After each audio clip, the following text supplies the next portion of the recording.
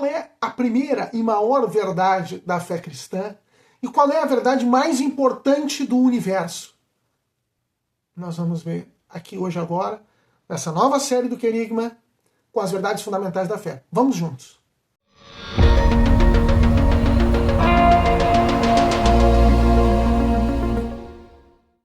Olá, paz de Jesus, Deus abençoe a todos, que bênção estarmos novamente juntos.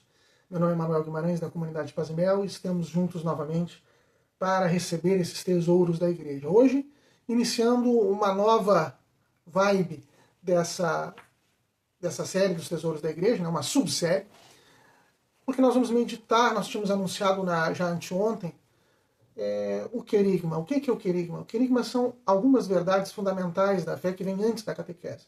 O chamado primeiro anúncio, são as primeiras verdades que nós devemos conhecer e mergulhar nelas, para depois nós entendermos toda a fé cristã, toda a realidade do mundo. E é nisso que nós vamos entrar. A primeira de todas as verdades, a primeira realidade, infelizmente, se perde muito, e muito dentro da igreja e fora da igreja, nós perdemos um pouco o contato com essas verdades fundamentais. Mas a primeira delas, a que inicia todo o primeiro anúncio sempre, é a verdade de que Deus nos ama. Deus é amor. Deus nos acolhe. A sua substância é amor e Ele nos ama, a cada um de nós, seres humanos. A mim, Manuel, pessoalmente. A você também. Aos seus parentes, às pessoas que estão à sua volta, aos seus inimigos. Mesmo aqueles que se perdem. O Senhor Deus nos ama muito profundamente. Quando o cristianismo começou, os primeiros cristãos baseavam a sua pregação, diz o padre Raniero Cantalamessa. Nós vamos nos basear muito nos escritos do padre Raniero Cantalamessa, foi pregador da Casa Pontifícia, Pontificado de São João Paulo II, Bento XVI, e do Papa Francisco também. O padre Raniero agora, criado cardeal também. Então, o cardeal Cantalamessa, ele sempre diz que a pregação dos primeiros cristãos se baseava em dois fatos, dois acontecimentos. Cristo morreu, Cristo ressuscitou. De fato, eles estavam no meio do povo da aliança, do povo judeu, que já tinha tido toda a experiência do Antigo Testamento, já tinha recebido a palavra do Senhor, mas nesse meio eles aguardavam o Messias, e esse Messias era o Senhor Jesus. Então eles precisavam anunciar isso, e eles anunciavam, ora, o fato é o seguinte, Cristo morreu, e Cristo ressuscitou. E logo vieram então as perguntas de por que Cristo morreu, e por que Cristo ressuscitou. Então logo a pregação veio acrescentando essas respostas. Cristo morreu por nossos pecados, ressuscitou para a nossa justificação. A ressurreição aí, ele não é tanto o porquê, mas é o para quê, a finalidade.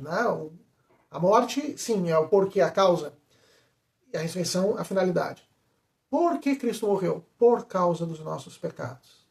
Por que ele ressuscitou? Para nos salvar. Ressuscitou para a nossa justificação, morreu por nossos pecados. Bom, então, mas por que Cristo morreu por nossos pecados e ressuscitou para a nossa justificação? A resposta é, porque Ele nos ama.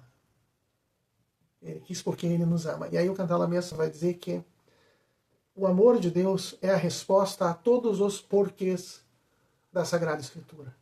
Por que a criação? Por que Deus criou o mundo? Por que Deus criou o homem? O porquê da encarnação? Por que Deus se encarnou, se fez homem? Porque nos ama. Por que Ele morreu? Porque nos ama. Por que Ele ressuscitou? Porque nos ama. Por que Ele se transfigurou? Por que Ele pregou? Todos os porquês. Nós vamos perguntar, por isso, o último porquê é porque Ele nos ama. É o porquê que não admite uma nova pergunta. E por que Ele nos ama? Ele nos ama porque nos ama. Ele nos ama porque é amor. A essa verdade não há uma pergunta que caiba. Ele nos ama, porque é amor.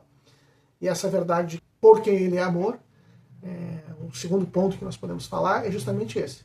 Que o amor é a essência de Deus. É o ser de Deus. O que Deus é amor.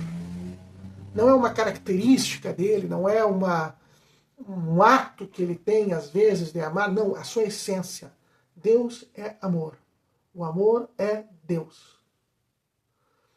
São João fala isso muitas vezes, na sua carta, na primeira carta de São João, capítulo 4, versículo 8, ele diz, aquele que não ama não conhece a Deus, Porque Deus é amor. Não pode conhecer a Deus quem não ama, porque Deus é amor. Se a pessoa não ama, não conhece a Deus. E no versículo 16 do mesmo capítulo vai dizer: Deus é amor, e quem permanece no amor permanece em Deus e Deus nele. Então, quase que são intercambiáveis essas palavras, Deus e amor. Né? O amor é Deus, Deus é amor. São João, ele não só evangelista, né, que escreveu as 3 cartas, mas essa primeira carta que nós citamos uns trechinhos, ele experimentou profundamente isso e fazia parte da sua identidade mais profunda o saber ser amado por Deus. Tanto que no seu evangelho, ele escreveu também o evangelho, e muitas vezes ele não vai se referir a si mesmo pelo seu nome, mas ele vai se referir como o discípulo a quem ele amava, o discípulo a quem Jesus amava. Ele se sentia tão amado, ele percebia tanto essa verdade do amor de Deus, que ele se referia a si mesmo assim. Uma grande lição a nós, também nós, deveríamos olhar à nossa volta, olhar para a nossa história, os benefícios que Deus fez a nós, e dizer: não, eu sou o discípulo a quem Ele ama, eu sou o discípulo amado, eu sou... Não que não haja dificuldades, provações, né? Todos os santos, todos os seres humanos sentem provações e dificuldades. Todos os santos, com essas dificuldades, não deixaram de perceber o amor de Deus. A Maria Santíssima sofreu muito na morte do próprio Jesus e não deixou de amar, de perceber que tudo era por amor. Né? São João Paulo II, que se entregou, uma Santa Teresa de Calcutá, um São Francisco de Assis, um Santo Agostinho, qualquer santo da história. Sofreu muito, mas sabe que Deus o ama, mesmo, independentemente dos sofrimentos. Assim nós também somos assim chamados. Né?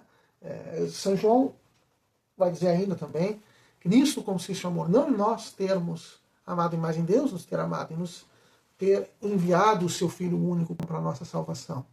Bom, essa primeira realidade do amor de Deus. Na realidade do amor de Deus existem algumas objeções que partem imediatamente. Né? Mas nós não vamos responder a essas objeções agora. Quais são essas objeções? Existe uma pessoal que muitos podem dizer: mas eu não sinto esse amor, eu não percebo esse amor. Por quê?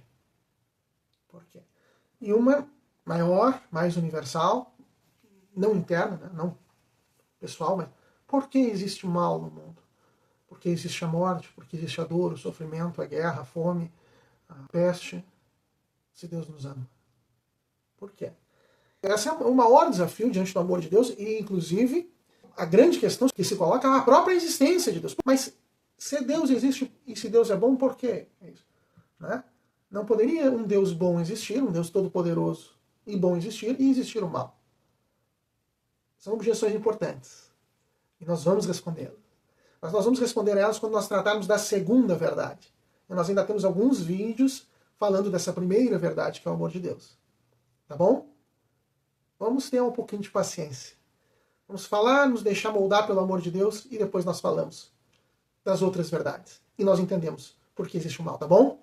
Um abração, Deus abençoe. Se você gostou do conteúdo, curta, compartilhe, se inscreva no canal e vamos seguir juntos, tá bom? Até a próxima.